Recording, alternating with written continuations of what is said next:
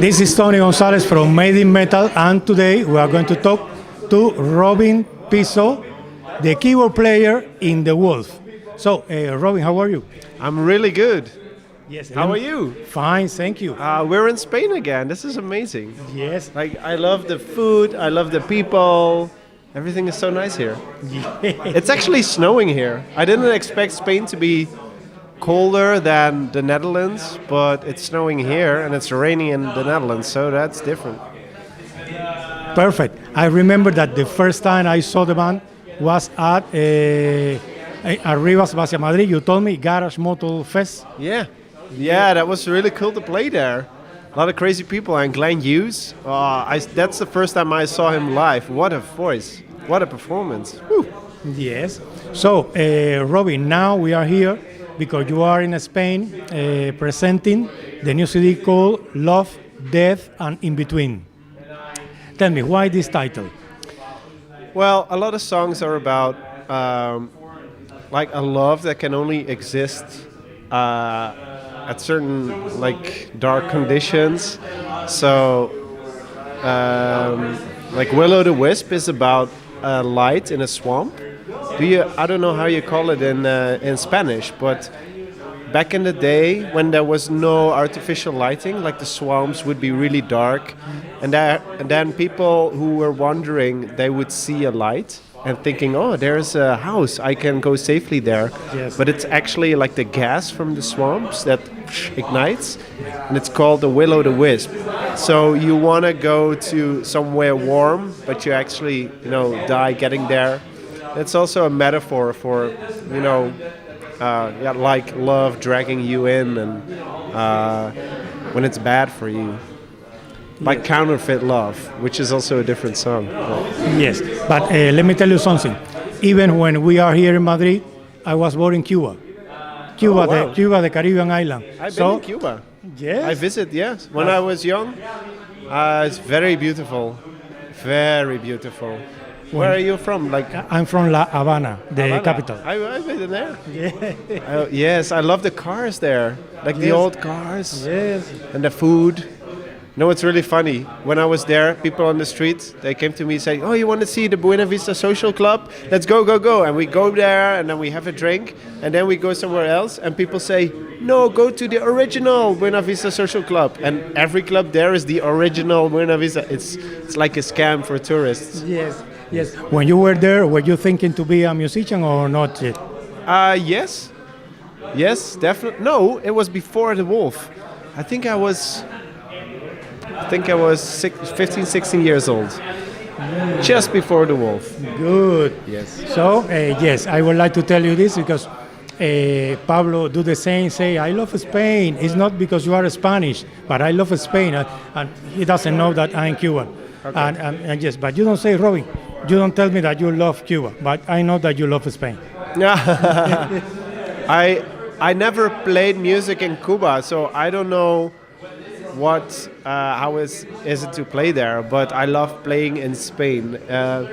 Like there's something with, I think, Latino people in general, they're not afraid to express emotion. Yes. So when you play for Spanish people or Portuguese people, like they're not afraid to clap, to sing along, to dance, and have an energy and spread it and share it. And I think that's when the most beautiful music is being made, where you share your energy and you make something beautiful together.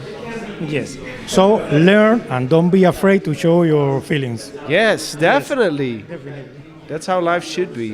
Don't be afraid. Yes. So Don't let's be afraid. Yes. Let's go and talk about the new CD because to me it was interesting that the train continues running into the black music, as I would like to say. And it's also interesting because in the last CD there was a Hope Train, Yes. and in this CD is the Night Train. Yeah. So the train is continue playing. Tell me, are you, why, not why, I know that this CD is more into soul music, a little jazz, the 60s as usual, but why the change? That's an interesting question. Like you, I don't choose what music I like. It's like a feeling. So, and all my life, I find new music that I like. And some years I like more hard rock. Some years I like more soul music. And I don't know why, but it just happens. And I think it's really important for all three of us to stay open to new music. And that's what made us, really dig into the old soul music and get influenced by it. So I think a lot of soul music is coming in our songs now. But we mix it with the old psychedelic stuff that we also love, and yeah. But I don't know why. It's just a feeling that happens. That's the beauty about music. We're not a band that thinks, okay, we want to be a soul band, so let's listen to soul music and make it. Or we want to be a reggae band, or we want to be a hard rock band. No, we make the music that we feel like, and it's different every year. It's different every record. And I don't know why, but I like it. Yes, and I think that is different every record and different in concert. Tell me, what are you going to see in 2 hours? I think you're gonna witness a lot of fun and energy, because we wrote the songs more about like something bigger, like not about, okay, what notes are we gonna play, what chords are we gonna play, but we wrote it more into energy and love. And I think we're gonna have much more fun with this record than the previous records, because this record we also recorded together with a lot of people, so 8 extra musicians that were friends of ours. And oh, she's coming to the show, they're fans. So we recorded it, and we actually wrote it with the idea we're going to record it with a lot of different people together. So the music, it contains a lot of like symbiotic energy. Mm-hmm. Is that like a Spanish? Perfect. Symbiotic. Yes. Yeah, symbiotic. Yeah? Something like that. Everybody understand, even if they don't understand English. Symbiotic is very easy to understand here. And tell me, I talked to you about the train. Yeah. Now that the train is in 2 different songs, is there a special meaning, or it was a coincidence? Well, I think a train it's a symbol for, like, the Night Train, the song that we made. We were thinking about, okay, if we go to a DeWolff concert, what do we want to hear? What do we want to feel? And we want to feel like a push, like a journey. So a train is a symbol for a journey, but we also thought that train has to be like a train that everybody can get on. Like, it don't matter if you were born to damnation or touched by grace, everybody's welcome. The misfits, the righteous, and the slightly insane, it's all in the song, and that's what we wanted to create. And also like the chukka chukka chukka of the train, it's in there. So it's a very strong symbol for like power, journey, and like a group of people together. Yes. Robin, maybe you must know that in the 60s and the early 70s there was a TV show, American TV show called Soul Train. Soul Train, yeah, where they all dance. That's so cool. Yeah, I love that. Sometimes I watch on YouTube. I watch the Soul Train videos because they're so much fun. Everybody's just dancing, and people are not afraid to dance there. Yes, so you know, and I thought when I saw the 2 songs with the name Train that maybe in the next CD there will be another train. One, and second, I remember the soul song from OJ's called Love Train. Do you remember? From who? OJ's, a soul band from America. Okay.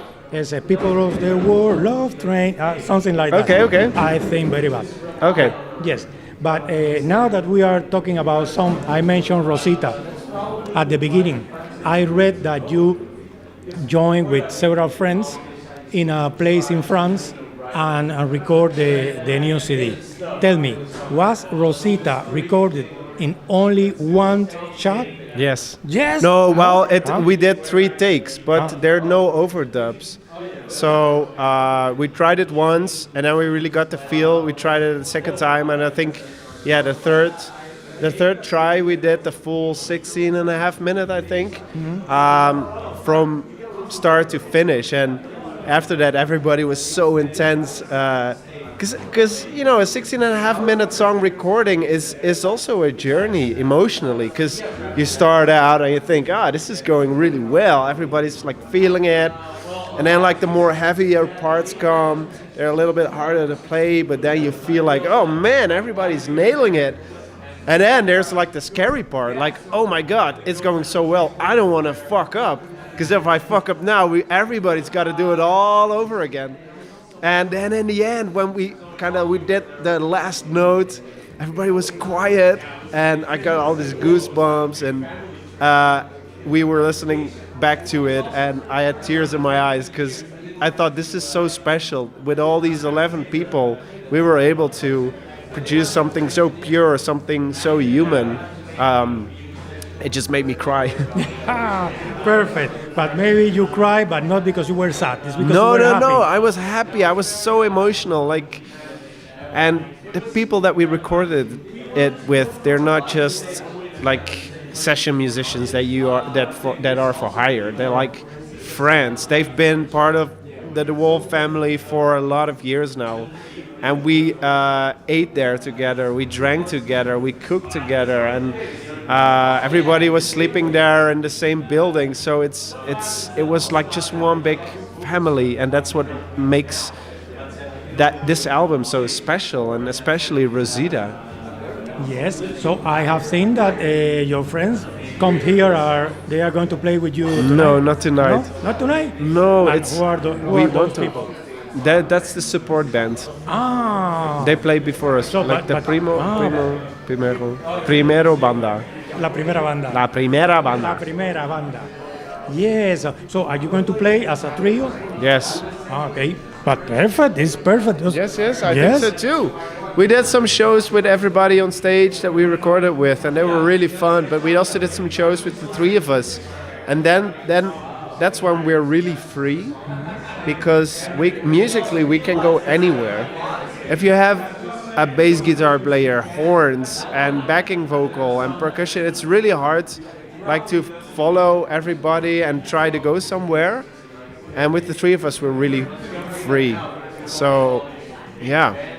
And tell me, are you going to play these songs with samples or raw? No. Raw. Just like we rewrote the songs a little bit to make it work for a three-piece. And it's working. Like, we did a show yesterday in Abilés, and we did a show in Brussels with the three of us, and it's on. Perfect. So there is a song, but now I don't remember if the name of the song is Message for My Baby. Message for My Baby. Yes. So now that I'm talking to you, this crazy part between Pablo and you, tell me, how was conceived? Yeah, that's funny. Like, you mean the solos? Mm-hmm. Yeah, so usually when we're writing songs, we think about the song, and then we think, okay, maybe it needs a solo, and then we think about what kind of solo does it need.